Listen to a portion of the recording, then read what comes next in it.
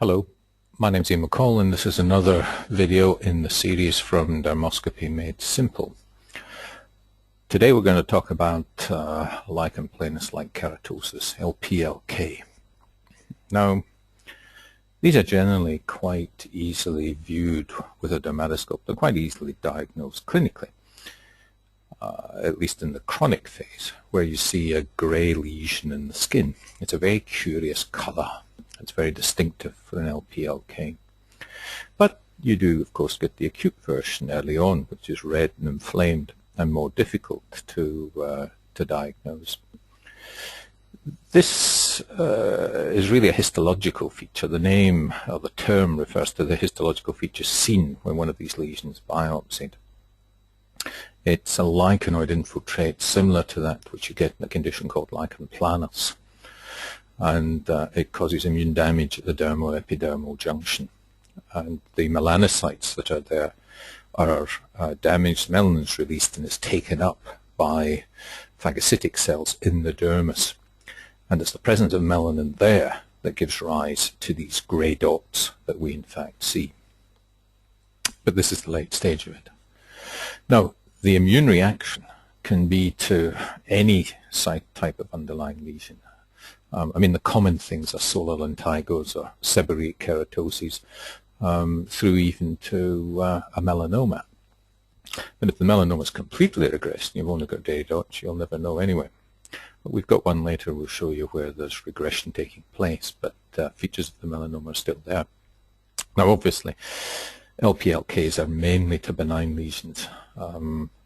But significant regression of a melanoma can look like an LPLK. And the other thing is, in the acute situation, the vessels seen in an early inflamed LPLK can be polymorphic and dot, and so similar to an amelanotic melanoma. So let's look at some established lesions. This is a grey lesion on the cheek here. Somewhat difficult to see with this clinical view, but when you stick the dermatoscope on it, then you see numerous grey dots, some of them scattered throughout the lesion and forming circles. Remember, on the face, often it's a perifollicular distribution of these dots. Now, your differential is going to be, with grey circles or grey dots like this, is going to be pigmented solar keratosis, pigmented IEC, or a lentigo maligna. But when you see it as well defined as this, with that grey colour, it's almost certainly an old lichen planus like keratosis. All the inflammation's gone out of that, and you're just left with the melanin and melanophages. I wouldn't necessarily biopsy a lesion like that. This was one on the back. And this was the clinical lesion. It was actually within a sea of seborrheic keratoses. And then when you have a little look at this, here you can see all your grey dots and grey clods. You've probably got an area of regression here, corresponding to this area here. You've got a blue clod and some pink surrounding this, suggesting that there's still perhaps a bit of active lichenoid reaction going on there. And just in this area here, some brown circles or browny yellow circles, suggesting that the original lesion was a seborrheic keratosis. And when you see the other seb case in his back, that makes this very likely. So again, this is the end stage when the damage has been done and any melanin that's released is in melanophages in the dermis, looking like this. So this is an old, very much regressed LPLK, probably from a seborrheic keratosis. Now, the last one was an old one, but here's an early active lichenoid reaction to a seborrheic keratosis. This was the lesion here. It had suddenly become swollen, tender, a bit itchy, and redder. And that was because an immune reaction was occurring. And you can see around the periphery here all these grey dots where this lichenoid reaction's occurring. I mean, it's occurring throughout this. You've got a mixture of yellow, brown, and white clods here, which are all part of the seborrheic keratosis. So this is the early acute phase of a lichenoid reaction to a large seborrheic keratosis. If that was left, it may take a year or more for that to completely resolve and just leave grey dots and clods like we saw before. What else have we got? Okay. This is more typical. Let's look here. Again, another old one, presenting as this grey lesion here. There's a little bit of pigment around. It's difficult to say what that is, but this is the grey old lichenoid keratosis, LPLK. And then when you look at it with the dermatoscope, these again are the grey dots that you see. Very small grey dots. They sometimes call this peppering or stippled sort of appearance. But you can see how it's just spread throughout here. As to what the original lesion was here, who knows? There's nothing can tell you just in looking at that. Again, there's no reason really to biopsy that. It's over time, this grey pigment will gradually be removed, but it can take a couple of years or more for that to gradually fade. Here was an interesting one. This was a lady who had been using imiquimod to treat some solar damage, spreading solar keratosis in this area. And when this was after she finished, when you looked, there were these various grey dots and grey circles on the face around this in this perifollicular distribution. You can see all the others up here. And this was the end result of using imiquimod on these areas of solar damage. This was an area corresponding to this bit here that we just expanded. Again, you can see the more variable size of some of the grey dots here, and again the distribution around the openings of the follicles on the face. But again, lichenoid reaction. This is how an immune reaction is, how imiquimod works in getting rid of underlying solar damage, and it can leave something like this at first.